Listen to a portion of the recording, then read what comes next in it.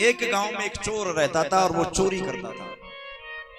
एक दिन देखा वो चोर वृद्ध हो गया, बुढ़ा हो गया। उसने अपने बेटे को बुलाया, बेटा इधर आओ। बेटा आ गया। बोले ये बताओ मेरे मरने के बाद अपने बच्चों का भरण पोषण कैसे करोगे, अपने बच्चों को कैसे पालोगे?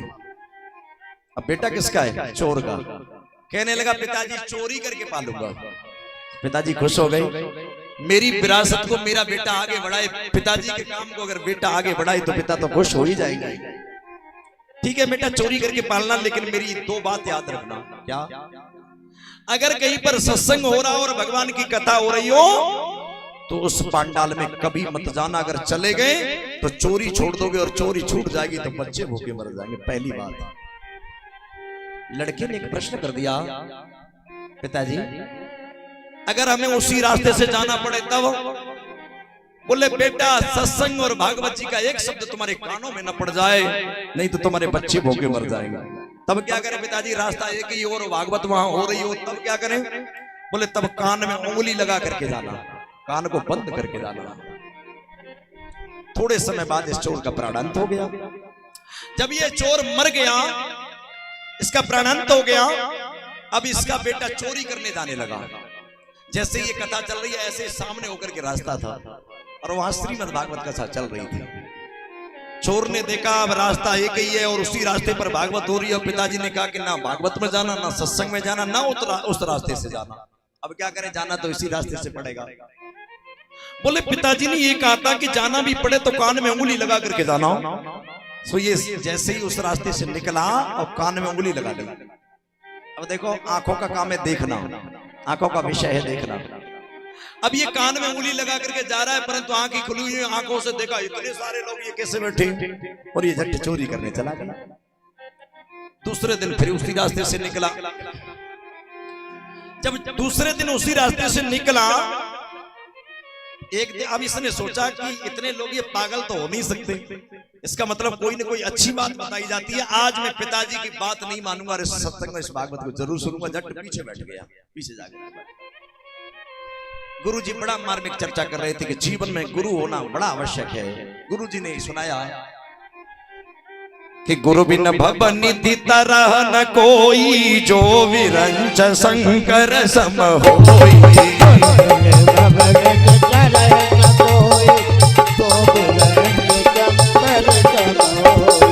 गुरु बिन भवनिधि तरह न कोई, जो विरंच शंकर सम होई।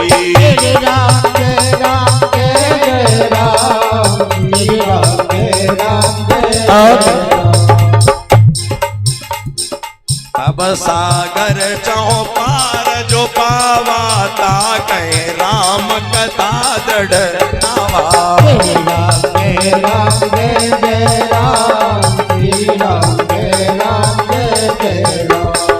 जिन्हें हरि कथा सुनी नए काना, श्रवण रंध्र यह भवन समाना। राम जय राम जय जय राम, राम जय राम जय जय राम। अब मोए भाव भरोसा हनुमंता, बिनो हरे कृपा मिले नए संता। अब मोए भाव भरोसा हनुमंता, बिनो हरे कृपा मिले नए संता। जो जानता है देव जनाई, जाने तो मैं जाई। राम जय राम जय जय राम, राम जय राम जय जय राम। गुरु बिन भवनिधि तरह न कोई, जो विरंच शंकर सम हो। गुरु जी सत्संग में चर्चा कर रहे थे, गुरु बिन भवनिधि तरह न कोई, बिना गुरु के किसी का कल्याण हो नहीं सकता। और कहते निगुरा की बैठने से भूमि भी अपवित्र हो जाती है। जीवन में गुरु होना आवश्यक है। तो बहुत सारे लोगों ने उन्हीं गुरुजी से गुरु मंत्र ले लिया, गुरुजी बना लिया। अब ये चोर बोला हमारा तो कोई गुरु है ही नहीं, आज मैं भी इन्हीं गुरुजी को गुरु बनाऊंगा, गुरु मंत्र लूंगा। सो गुरुजी जैसे ही व्यासपीठ से उतरे और गुरुजी जाने लगे, झट इस चोर ने पैर पकड़ लिए, पांव पकड़ लिए। बोले गुरुजी मैं आपसे गुरुमंत्र लेना चाहता हूं। अब जो कथा करवा रहा था उसने बोला गुरुजी इसको गुरुमंत्र मत देना। क्यों? ये भी चोर है और इसका पिता भी चोर था, इसका पिताजी भी चोर था। अब गुरुजी पैर पकड़ लिए, बोले गुरुजी गुरुमंत्र नहीं दोगे तो पैर नहीं छोड़ूंगा।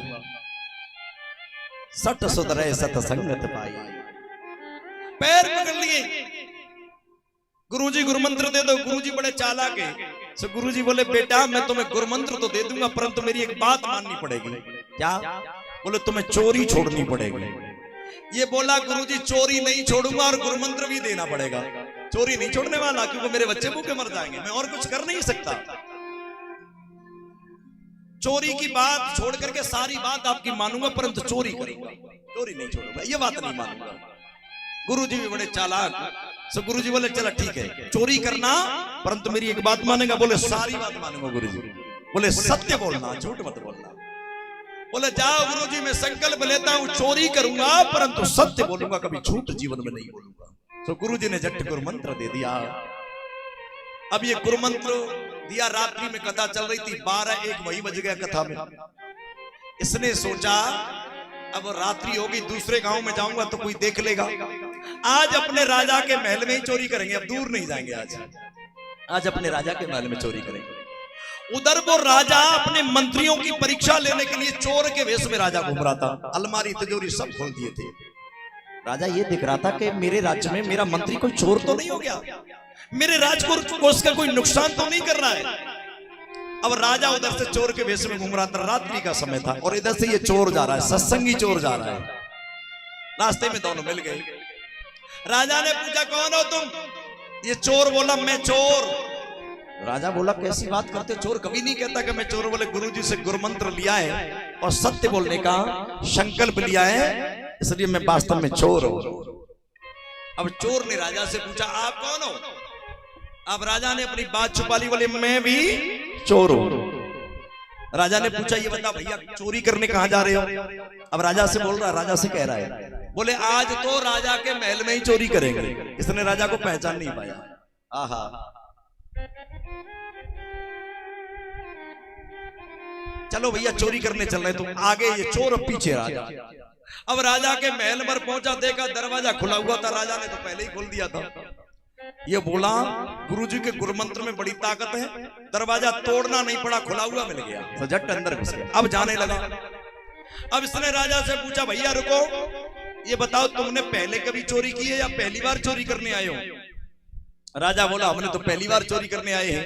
तो बोले चोरी की मोरी नहीं पता होगा, आप दरवाजे पे खड़े हो जा, मैं अंदर जा रहा हूं। राजा को राजा के ही दरवाजे पर खड़ा कर देता है और ये अंदर गया। और जैसे ही अंदर गया, अब देखा वो अलमारी जो थी तिजोरी वो भी खुली पड़ी थी। गुरुजी चोर बोला वास्तव में गुरुजी के गुरुमंत्र में बड़ी ताकत है, ये तिजोरी भी नहीं तोड़नी पड़ी, ये भी खुली पड़ गई।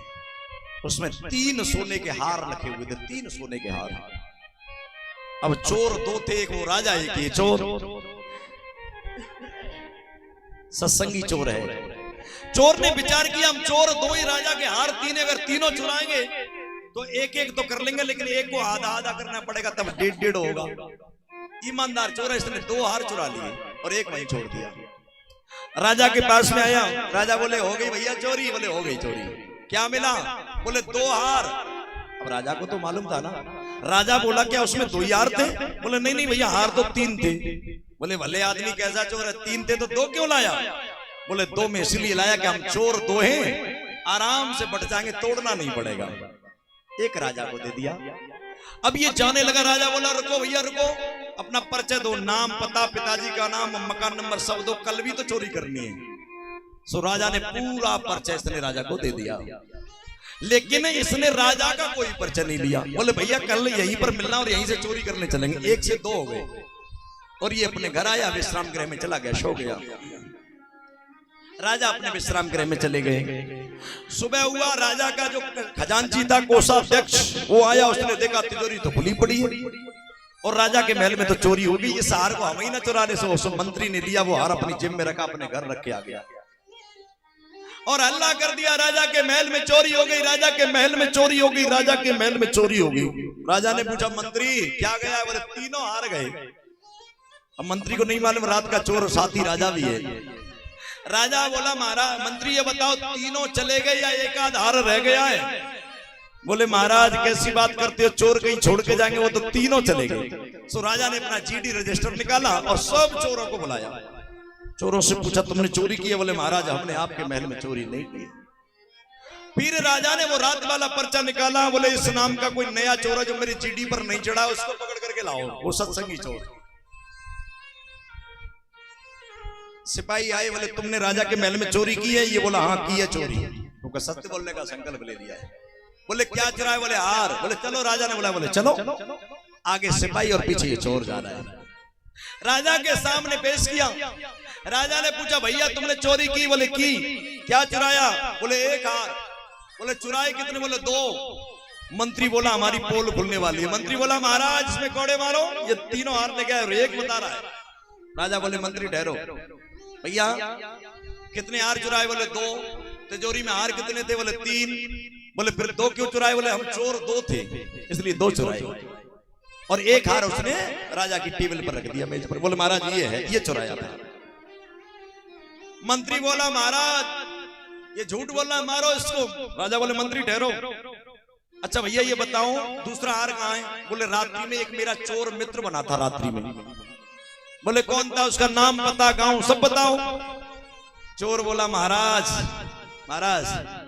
हमें गांव तो नहीं पता, पर आप जैसा था, जैसे आप थे, आप जैसी शक्ल का था। आहा। मंत्री बोला महाराज ये आपको चोर बता रहा है। दूसरा हार राजा ने अपनी जेब से रख दिया और कहा मंत्री इसका रात का चोर साथी मैं हूं, और तीसरा हार मंत्री तुमने चुराया है। आदेश कर दिया आज से मेरे खजाने का मालिक इस चोर को बना दिया जाए, ये सत्य बोलता है, और इस जो खजाने का मालिक था इसको फांसी लगा दी जाए कि इसने चोरी से हार को चुराया है, मेरा राज को, उसका मेरे विश्वास को तोड़ा, इसको फांसी लगा दी जाए। सज्जनों जो चोर था सत्संग का, एक दिन का सत्संग मिला तो राजा के खजाने का मालिक बन गया, और जो खजाने का मालिक था एक पल का कुसंग मिला तो उसको फांसी लग गई। जब हमारी जिंदगी में सत्य आ जाएगा तो परमात्मा रूपी खजाने के हम मालिक अवश्य बन जाएंगे। अस्तो मां सद्गमय तमसो मां ज्योतिर्गमय मृत्युर्मा अमृतम गमयते। एक पल का सत्संग हमारी जिंदगी को बदल देता है।